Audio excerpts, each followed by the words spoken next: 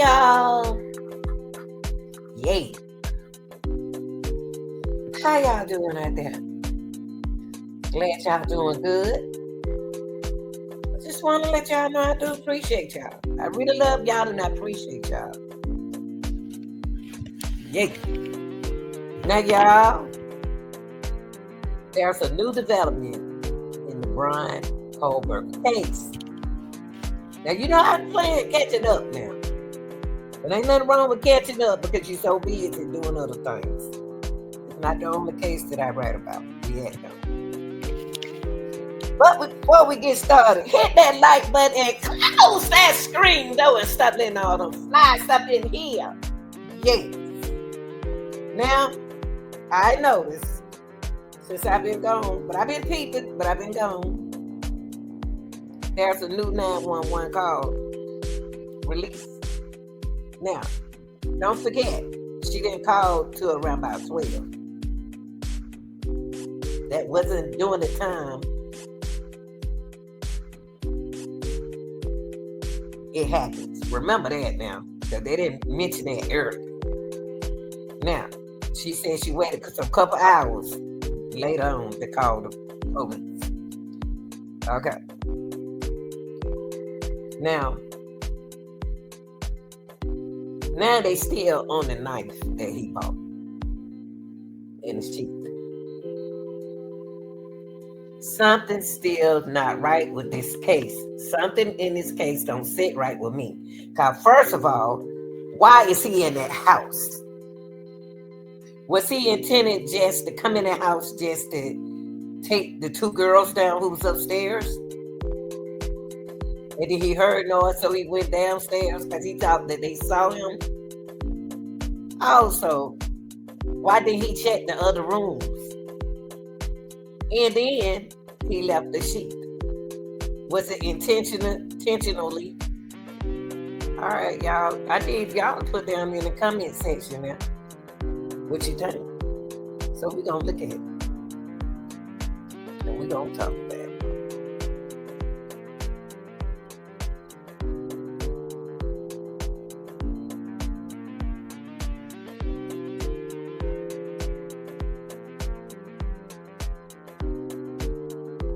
There's something not right, y'all. Something is not right in this case.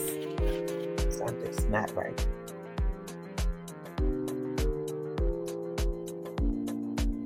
And we're going to get to the bottom of it. Okay, check this out.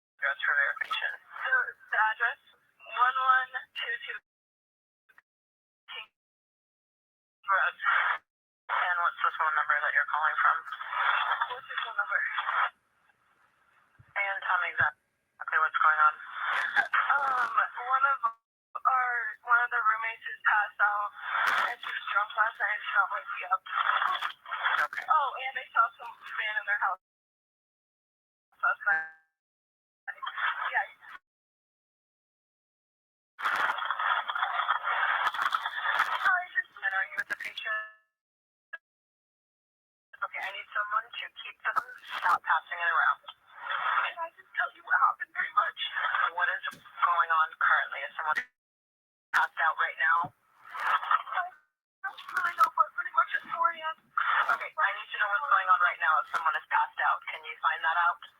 No. Come on, let's go check.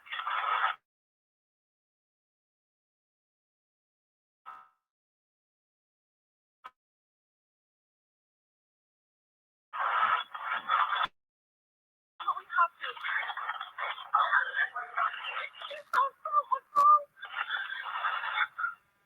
She's not waking up. Okay, one moment. I'm getting help started that way.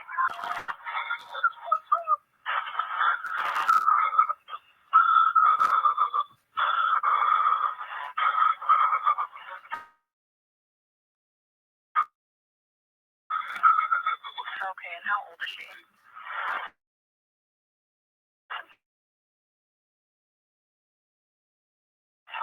20. 20.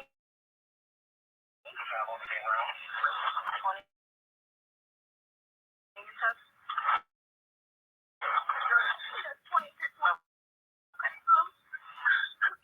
Hello? Passing the phone around because I've talked to 4 different people. Hey, sorry, is she breathing? No. Do you have a defibrillator? Yes, we have one. Why don't you go since she's there with you and can help you? Jesus. See, the 911 call, like the lady said, y'all passing the phone around. Let me talk to one person. Stop passing this phone around. They tampering. How do we know everything was in place like it is if they upstairs moving them around? How do we know? Somebody could have easily planned that. I'm still not convinced. He left 2 alive and the rest of them unalive. That Bryan been there, that means that Bryan been there before. He been stalking her, or they don't have blinds against their windows. I don't know. Okay, but let's check this out, y'all. It's new documents came out, y'all, and about the sheet, the knife sheet. Okay, let's check this out for News Nation.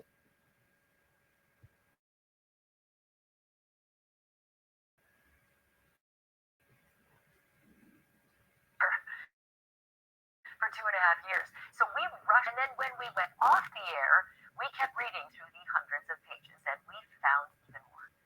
Some of it comes close to smoking gun territory, where Bryan Kohberger is concerned, but even now, the defense has an answer for almost everything. And I stress the word almost. We now know a lot about Kohberger's so-called click history at Amazon. Yesterday, I told you that he bought a K-bar knife, identical to the murder weapon, 8 months before the university students were murdered. He also bought a K-bar knife sheath, identical to the one that was left behind at the crime scene. For good measure, he bought a knife sharpener, according to the prosecutor's list of Amazon purchases. But now we know he was looking to buy something else, a so-called replacement K-bar knife and sheath. And this was after the murders happened. Remember, the killer made that critical mistake and left the knife sheath next to the bodies of kids. Okay. Show me the paperwork that he bought that knife sheath. Show me the paperwork. Show me the date when he bought it, how much he paid for it. His name is on the paperwork. Show it to us. Let us see it. Okay. So, because y'all say he shot for it, so let us see that. That's something that you can show the jury. It's his name credit on the paperwork. Okay, and she had said somebody been stalking her, but at the beginning when we first got into the Kohberger case, they had said Kohberger in different places. He was at a bar as well.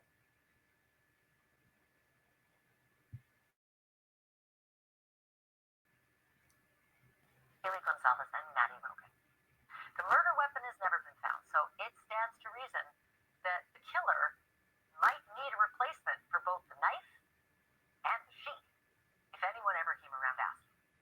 And of course, someone came around asking Bryan Kohberger. By the way, we also got to see the selfie that Bryan Kohberger Now, when okay, y'all, it may be me, it may be uh just the picture. Bryan, when I look at Bryan, he just remind me of a cross dresser. Like he hung around girls with wigs and everything, and being around girls, and he want to be like them. But he have two personality. It seems like he has two personality. He can be this way one minute, he could be that way at night. You know what I mean? 'Cause look at his face. I mean, that's he make me think that he hang around women, cross dressers. What I mean, I'm just asking the question because it may come up later. I don't know. But look at that face and look the way he smiled. Look, he looked like, yeah, I took care of that for you. Yeah, I got it. But I'm not gonna. I need something to really make me think that he was there. And why did he go down? Why did he take them out that way? Why did he feel like that he had? Why do? How did that killer think that? Why did they use the knife and why they want to take them out like that?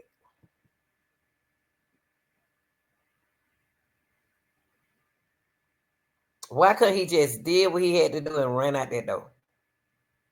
He didn't even have to touch them two downstairs. So to make me think that the killer didn't know that some more people was in the house. But if he don't been to her house and been watching her, he know that girls stay in their house. So who do he socialize with? Have they seen him before with a wig on, or have they seen him before? Give me something. I'm trying to put him there, and I'm trying to think. But everything I say is allegedly, okay? All right. Appears to be his bathroom, a bathroom, but we know that picture with the shower behind him was taken just 6 hours after the murders, and an hour and a half before 911 was even called. He is smiling. He's giving a thumbs up about something. Seemingly does not have a care. So if she's gonna seem like he was involved because he had his shower, we take pictures all the time. I do some of my video by my shower for my TikTok, for my waterfall shower. So I don't know about that.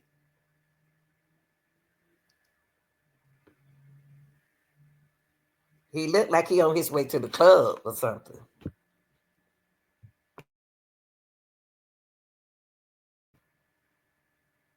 World and looks pretty proud of, again, something. This was taken after tracking shows that Kohberger's cell phone visited the King Road area twice just that morning, traveling from his student apartment across the state line in Washington. And with all of this new information, we have a new theory about why he might have felt compelled to go back to the murder scene in the morning, if indeed he's the murderer.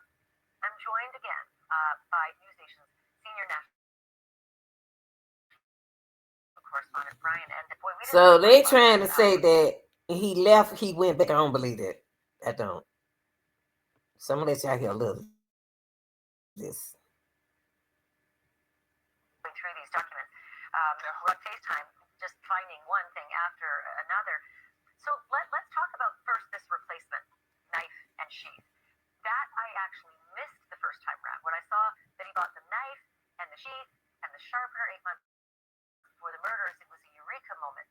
But then came in the footnotes this replacement knife and sheath. So walk me through your thoughts about that. Yeah, I mean, this was kind of buried. There was like hundreds of pages of documents. You mentioned that we were going through them till like 1 a.m. together. And I was also so struck by the fact that he bought the knife and the sheath, according to prosecutors, that I missed this one little teeny line in one of the state documents until I found it in the middle of the night, which is really, really interesting. They say that after the murders, so he bought the knife and the sheath before the murders, they say, but after the murders, they went through his click history on his Amazon account and that he was searching for a knife and sheath, which is very, very interesting when you think about why, perhaps, did he suddenly realize that, he realized that he left the knife at the scene and wanted to have a knife in case police came knocking on the door. He left the sheath at the scene, not the knife. See how people can make mistakes, y'all. Even professional people in this field can make mistakes just like us. But now he left the sheath there, not the knife. But if they said that was him on the internet, why was he looking for a sheet to go with that knife? That was stupid. That's crazy. Bryan, in that case, then Bryan playing games. Where's the knife? So that's one left the sheath interesting. at Right. the scene, right? Like left the sheath at the scene and then disposed of the murder weapon somewhere. It's never been found. We presume that if he's the killer, he took an hour to get back home. What would have been a 10-minute drive. So maybe circled somewhere far and wide and disposed of that knife. And then here's the other thing: don't know when or if he knew. Oh dear God, I don't have the sheath. Right. So let's talk about that next morning, because at like 9 in the morning, the cops don't know yet. The roommates don't know yet. And one hasn't been called yet for hours. His Elantra is driving by the house again. Now, they didn't tell us that at first. His car is driving. They didn't tell us this at first. Now they adding. See, I don't like this case because they add as they go. They didn't say that at first. See, at 9, they were acting like it was at night when he was driving by. Now, if he came by there at 9 a.m., then he thought, what was Bryan? Bryan thought when nobody else in the house, so he would have what? It was light then, so he didn't want to show his face. He should have never came. He know not to do that. I don't think it was Bryan, y'all, because Bryan is he has taken investigation work. He know how it goes. He no way in the world he would have stabbed them like that bad as he did and then came back and looking for a nice sheet. He would have thought about that at first. I think it's an inexperienced person who did this. And somehow it could be a cross wrestler, it could be a girl, it can be anybody. But I don't know about this. Y'all, I'm gonna skip it. I don't wanna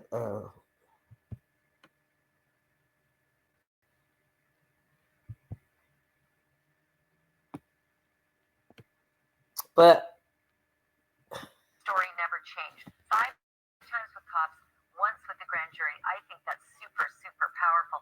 Then Ann Taylor, the defense attorney, comes along and drops a massive document. I've got it here, actually. I've got the bushy eyebrows here, and then I've got the other one that's the neuropsychological and psychiatric evidence motion. And I read through that as well. And she brings up 3 neuropsychological conditions of Bryan Kohberger. She says he's got developmental coordination disorder, DCD, obsessive compulsive disorder, OCD, and then autism spectrum disorder, which is ASD. Okay, but why did he go in the house and go upstairs? He seemed like he been there. Whoever this person is, they've been there before. They know exactly where Kayla room, but they didn't have no idea that she was going to be in that. The other young lady was going to be in medicine. Was going to be in the room with her. Y'all gotta remember the dog was barking, but the dog wasn't barking. The dog wasn't barking like he didn't know the person. Okay, cause the dog like he don't been that like he's seen the person before. So I hope they got the right person. I know Bryan got all these different disorders, but y'all, I don't know though. I still don't think so. What y'all thinking? Put it in the chat. What you think?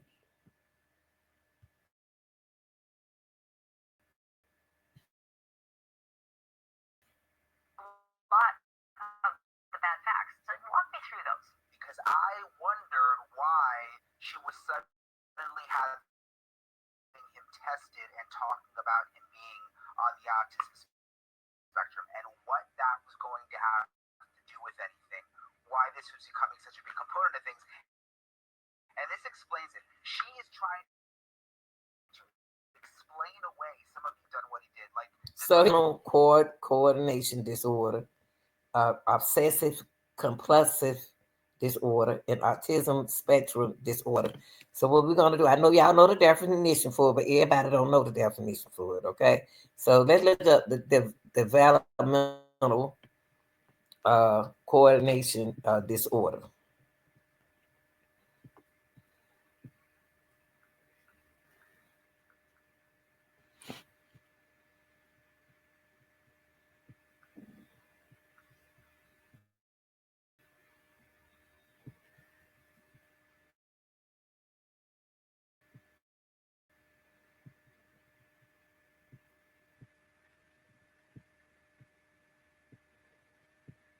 Okay.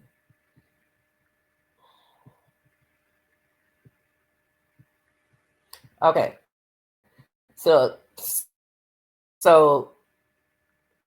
coordination disorder, a childhood developmental disorder marked by clumsiness in otherwise healthy kids. And it's related to autism.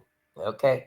Also, for example, your child may take slightly longer than enough to roll over, sit, crawl, or walk. Now that don't seem like he was moving fast.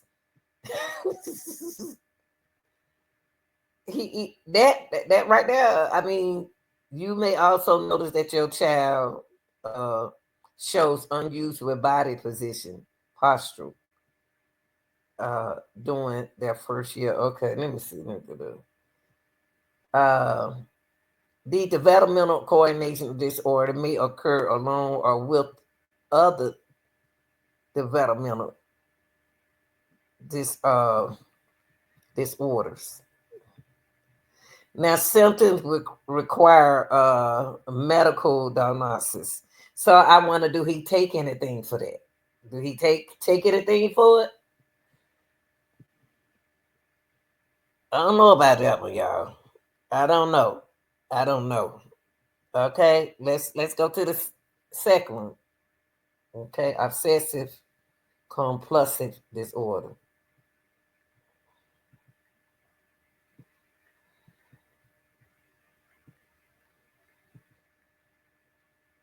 Okay, and obsessive thoughts, obsessions. You know what that is? That lead to repetitive behavior. Um, Anxiety.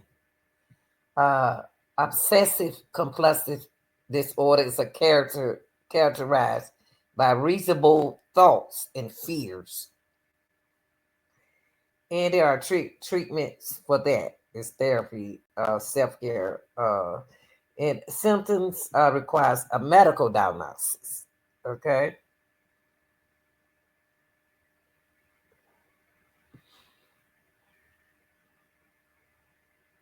so he assess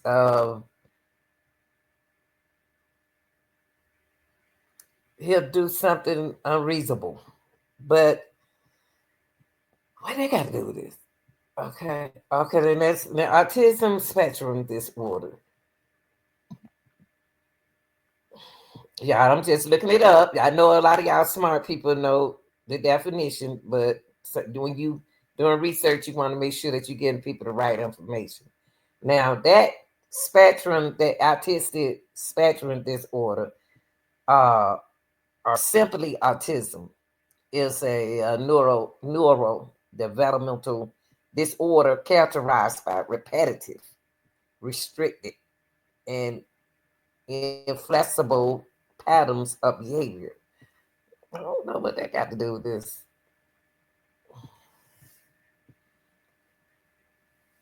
And I don't see no medicine for that.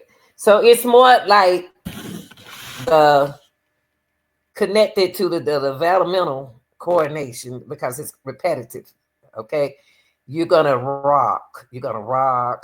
hand flapping, intense focus on specific interests, difficulty with social interaction, and unusual reaction to sensory input. So most of it's like insistency, a repetitive insist. So it's a lot of things going on, conditioning, medical condition going on right there.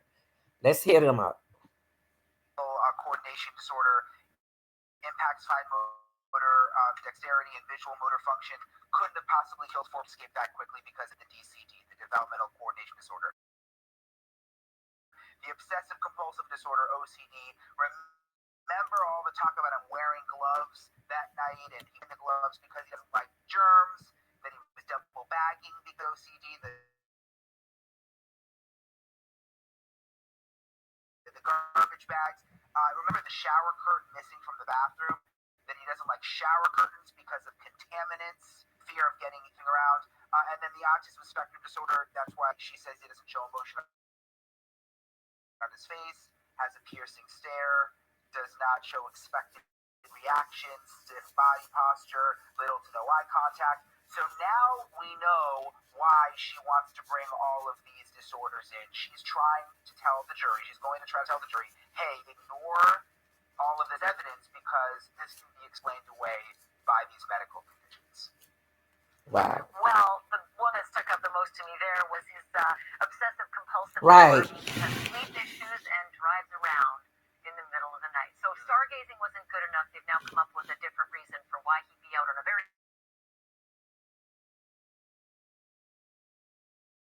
cloudy night. I checked the weather. Lately overcast night, stargazing. Now it's going to shows that he drives around. But a lot of people ride at night. I used to ride at night in the summertime. Get out the house, it's so hot. I don't want no air conditioning. But what y'all think? What do y'all think? What's going on here? What do y'all think about this?